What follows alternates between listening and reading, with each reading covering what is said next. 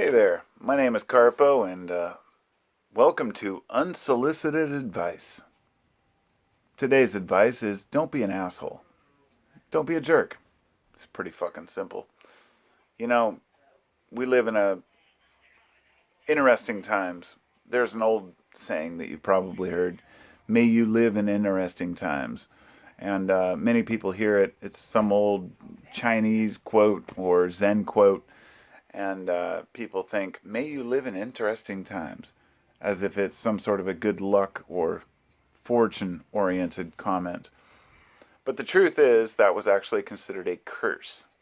Back when that quote came out, it was, may you live in interesting times, meant when times are interesting, rather, when times are complicated, uh, then it's usually pretty chaotic for the individual and the whole of society. And that's where we're at right now. And we are all trying to figure out how to navigate this crazy world we have right now as individuals and as humanity as a whole. But we also have our own little cliques, our family units, our communities, churches, whatever it might be. And it seems that we've been so divided for so long that in the last century or two, people have finally started to come together.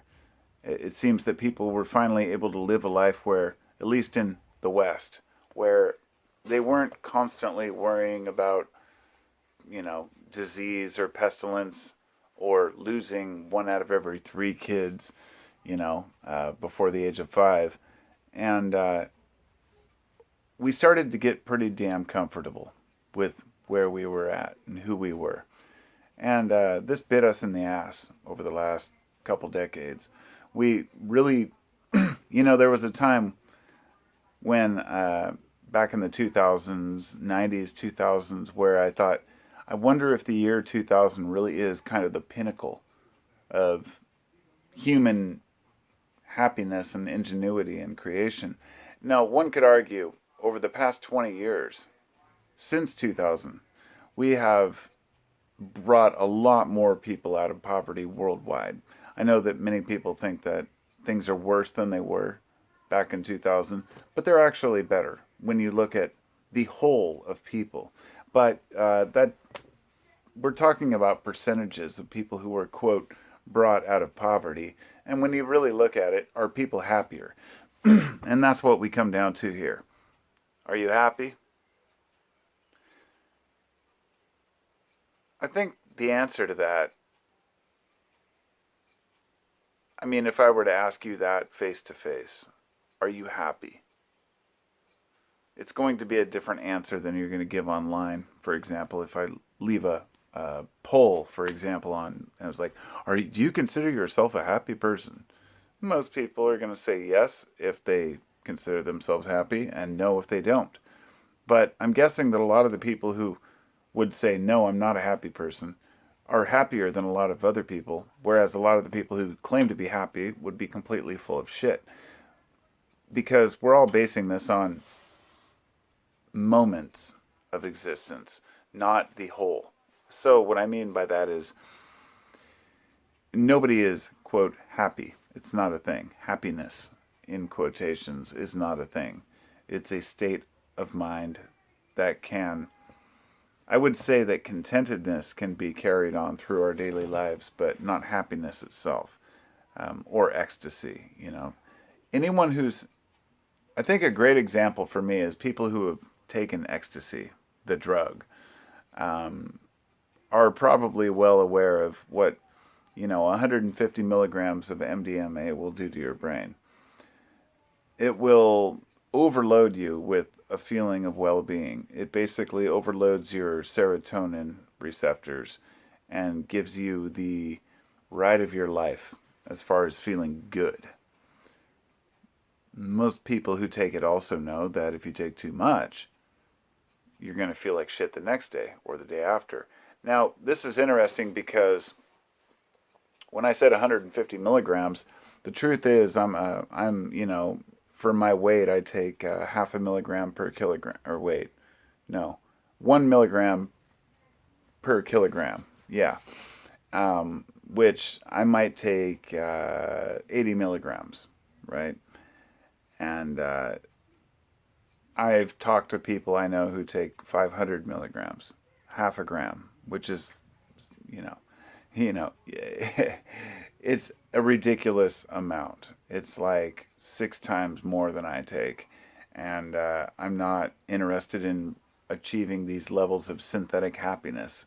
And believe me, this points to everyday life too. It's not just about those who use drugs. But MDMA can make you extremely ecstatic for a short period of time, but then you pay the price later. This is because of the balance. So if you're way up here, then you're going to be way down here later. But if you just go up to here, then you're only going to go down to here later, or maybe not at all. In other words, you can give yourself the proper dose. The dose, the poison or the cure is in the dose, as they say, of any substance. And it's not just psychedelics. It's also, or I should say, it's not just MDMA. It's also psychedelics. But they all work differently. Some on dopamine, like I believe DMT, is its own thing. But then you've got dopamine-related compounds. Then you've got serotonin-related compounds, like psilocybin mushrooms, which mimic serotonin. And yeah, it's a wide world of different substances that give people different opinions, different feelings, different ideas about life. But at the same time, we have to acknowledge that taking them, of course, can be dangerous. I'm not sitting here telling you, I should make that clear. I'm not telling you you should take any psychedelics. Using them as an example of how we can take things a little too far and believe that happiness is something we can attain all the time. What it comes down to is that we can only handle so much as individuals as far as enlightenment or truth or spiritual practices, whatever it may be that we make an excuse to do these drugs. They may cause more problems than they're worth, but they give us a great glimpse into just how happy or ecstatic a person can be, which is why I brought them up, namely MDMA. The serotonin, factor is just through the roof, and you can become. This is why generally they're not addictive compounds, but MDMA can become to a person who's extremely depressed. So be wary of that. But it's not about how much you take. It's about understanding the balance of the emotions. Happiness is fleeting. It's not something you can attain that will stay with you forever. You can practice forms of, processing life in a positive manner. It would be the alchemist's mode, mental alchemy, as I've said. But learning how to process these things and see the lesson in every failure, see the lesson in every day, and to improve the next day. It's a crazy, busy, confusing world that we live in right now. But I still think that we can pull ourselves away from the bullshit on the outside and be laser focused on aspects that will improve who we are. Because it's not about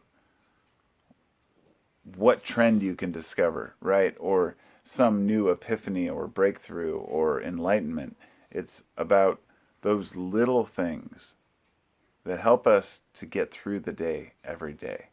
When you go to work, when you come home, whether you have kids, a family, or you live in a harsh part of the country or a harsh part of the city, maybe you're completely broke, or maybe you're extremely wealthy and you're unhappy. All of us face our own adversities.